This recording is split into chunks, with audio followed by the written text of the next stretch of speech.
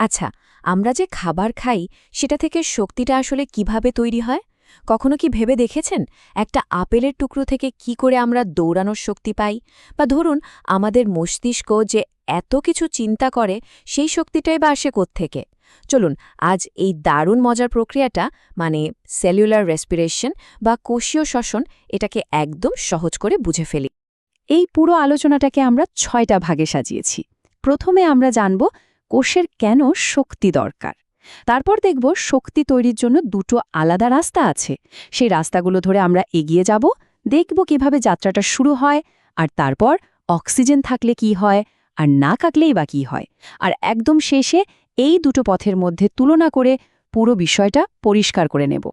তো আমাদের গল্পের শুরুতেই একদম মূল প্রশ্নটা, কোষ আখের কেন এত কষ্ট করে শক্তি তৈরি করে? এর পেছনের আসল কারণটা কি? চলুন খুঁজে বের করা যাক। আমরা কেন খাই, কেন শ্বাস নিই? প্রশ্নটা শুনতে খুব সহজ মনে হলেও এর উত্তরটা কিন্তু লুকিয়ে আছে আমাদের শরীরের কোটি কোটি কোষের ভেতরে। আসলে খাবার আর শ্বাস এই দুটো জিনিস মিলেই আমাদের জীবনটাকে চালিয়ে নিয়ে যায়। আচ্ছা, প্রথমেই একটা খুব সাধারণ ভুল ধারণা একটু ভেনে নেওয়া যাক, কেমন? আমরা প্রায়ই শ্বাস-প্রশ্বাস আর শ্বসন এই দুটোকে এক করে ফেলি। দেখুন, শ্বাস-প্রশ্বাস বা ব্রিদিং এটা তো হলো ফুসফুসের কাজ, বাতাস ভেতরে নেওয়া আর বাইরে ছাড়া। এটা একটা শারীরিক প্রক্রিয়া, তাই না? কিন্তু আসল ঘটনাটা ঘটে কোষের ভেতরে। কোষীয় শ্বসন বা রেসপিরেশন হলো একটা রাসায়নিক প্রক্রিয়া। এখানে কোষগুলো অক্সিজেনকে ব্যবহার করে খাবার থেকে শক্তি বের করে আনে। একদম দুটো আলাদা জিনিস। এখন কথা হলো, কোষ যে এই শক্তিটা তৈরি করে সেটা রাখে কোথায়? এই শক্তিটা জমা থাকে একটা বিশেষ অণুর মধ্যে যার নাম হলো এটিপি। এই এটিপিকে বলা যেতে পারে কোষের এনার্জি কারেন্সি বা শক্তির টাকা। আমাদের হাঁটা চলা, মাংসপেশির নড়াচড়া, এমনকি চিন্তা করা সবকিছু করার জন্য এই এটিপি নামক শক্তির টাকাটা খরচ করতে হয়। যদি একদম এক কথায় বলি, এটিপি নেই তো জীবনের কোনো কাজও নেই, সোজা কথা। এই একটা অণু ছাড়া আমাদের শরীরটা পুরোপুরি অচল হয়ে যাবে। আর ঠিক এই কারণেই কোষকে সারাক্ষণ শ্বসন চালিয়ে যেতে হয়। বেশ, এবার তাহলে আমাদের দ্বিতীয় পর্বে আসা যাক। এখানে আমরা দুটো রাস্তার একটা গল্প শুনব আর দেখব অক্সিজেনের ভূমিকাটা ঠিক কী। ব্যাপারটা হলো, কোষ যখন খাবার ভাঙা শুরু করে তখন সে একটা মোড়ে এসে দাঁড়ায়। সে ডানে যাবে না বামে সেটা ঠিক করে দেয় একটাই জিনিস, অক্সিজেন। দেখুন, যদি অক্সিজেন হাজির থাকে তাহলে কোষ সবাত শ্বসন বা অ্যারোবিক রেসপিরেশনের চওড়া রাস্তাটা ধরে। এই রাস্তায় খাবারকে পুরোপুরি ভেঙে ফেলা যায় আর তার বিনিময়ে মেলে প্রচুর অনেক এটিপি। আর যদি অক্সিজেন না থাকে তখন কোষকে অবাত শ্বসন বা অ্যানারোবিক রেসপিরেশনের সরু গলিটা ধরতে হয়। এখানে খাবারটা পুরোপুরি ভাঙে না আর তাই এটিপিও তৈরি হয় খুবই কম। কিন্তু একটা মজার ব্যাপার আছে, অক্সিজেন থাকুক বা নাই থাকুক, শক্তি তৈরির এই যাত্রাটা কিন্তু সবসময় একটাই জায়গা থেকে শুরু হয়। এই সার্বজনীন প্রথম ধাপটার নাম হল গ্লাইকোলাইসিস। শক্তি তৈরির এই যাত্রার একদম প্রথম স্টেশনের নাম হল গ্লাইকোলাইসিস। এটা হয় কোষের সাইটোপ্লাজমে। গ্লাইকোলাইসিস কথাটার মানেও খুব মজার, শর্করাকে ভাঙা। এখানে ঠিক কি ঘটে? ভাবুন তো, আপনার হাতে একটা ৬ কার্বনের বড় গ্লুকোজ অণু আছে, অনেকটা একটা বড় চকলেট বারের মতো। গ্লাইকোলাইসিসে যেটা হয়, এই বড় অণুটাকে ঠিক মাঝখান থেকে ভেঙে দুটো ৩ কার্বনের ছোট ছোট পাইরুভেট অণুতে পরিণত করা হয়। আর যখনই কিছু ভাঙে তখন তো শক্তি বেরোয়, তাই না? এই শক্তিটা জমা হয় NADH নামের কিছু রিচার্জেবল ব্যাটারির মধ্যে। এই ব্যাটারিগুলো কিন্তু পরে আমাদের অনেক কাজে লাগবে। আচ্ছা, গ্লাইকোলাইসিস শুরু করতে একটু শক্তি খরচ করতে হয় বটে, কিন্তু প্রক্রিয়া শেষে লাভ হিসেবে পাওয়া যায় মোট দুটো এটিপি অণু। সংখ্যাটা হয়তো ছোট, কিন্তু এটা খুবই গুরুত্বপূর্ণ একটা শুরু, কোষের জন্য প্রথম উপার্জন। এবার চলুন আমাদের চতুর্থ পর্বে, অক্সিজেনের সুপারহাইওয়ে সবাত শ্বসনের রাস্তায়। যদি কোষে অক্সিজেন থাকে তাহলে গ্লাইকোলাইসিসে যে পাইরুভেট অণুগুলো তৈরি হয়েছিল সেগুলো সোজা রওনা দেয় কোষের পাওয়ার হাউস অর্থাৎ মাইটোকন্ড্রিয়ার দিকে। এই সুপারহাইওয়েতে মোট 4টা পর্যায় আছে। প্রথমটা গ্লাইকোলাইসিস, সেটা তো সাইটোপ্লাজমের গেটেই হয়ে গেছে।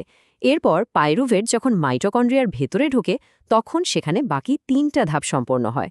প্রথমে লিঙ্ক রিঅ্যাকশন, তারপর ক্রেবস চক্র আর সবশেষে আসল power station electron transport chain.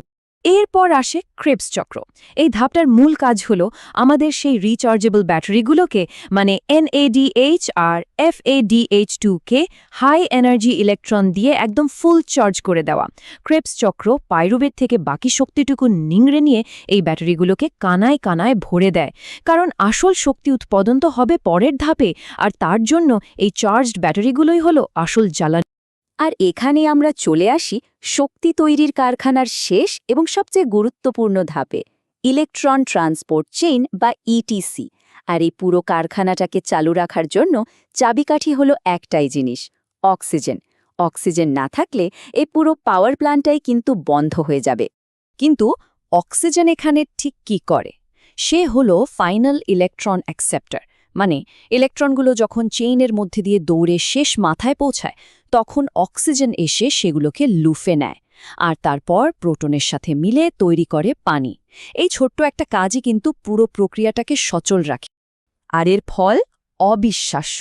ভাবুন, যেখানে গ্লাইকোলাইসিস থেকে আমরা পেয়েছিলাম মাত্র 2টো এটিপি, সেখানে সবাত শ্বসনের এই পুরো রাস্তাটা শেষ করার পর পাওয়া যায় প্রায় 32টা এটিপি অণু। এটা শক্তির এক বিশাল জ্যাকপট। বেশ, এবার আসি আমাদের পঞ্চম পর্বে, জরুরি বিকল্প রাস্তা বা অবাধ শ্বসনে। যদি কোষে হঠাৎ করে অক্সিজেন শেষ হয়ে যায় তখন কি হবে?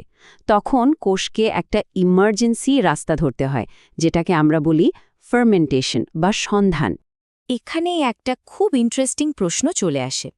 যদি ফার্মেন্টেশনে এত কম এটিপি তৈরি হয়, তাহলে কোষ কেন এই অদক্ষ রাস্তাটা বেছে নেয়?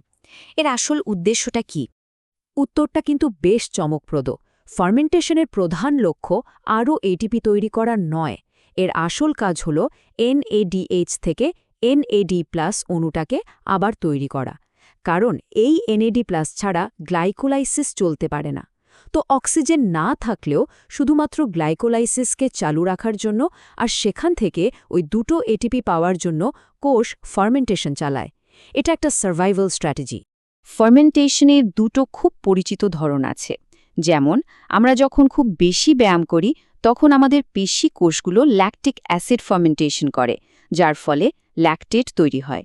আবার পাউরুটি বানানোর জন্য যে ইস্ট ব্যবহার করা হয় সেটা অ্যালকোহলিক ফার্মেন্টেশন করে, আর এর থেকেই তৈরি হয় ইথানল আর কার্বন ডাই অক্সাইড, যা পাউরুটিকে ফুলিয়ে তোলে। চলে এসেছি আমাদের শেষ পর্বে, 2টো পথের তুলনা। চলুন এই 2টো অসাধারণ প্রক্রিয়াকে পাশাপাশি রেখে এদের মূল পার্থক্যগুলো আরও একবার ছালিয়ে নিই, যাতে বিষয়টা মনে গেঁথে যায়। তাহলে এক নজরে দেখে নেওয়া যাক। প্রথমত, অক্সিজেন।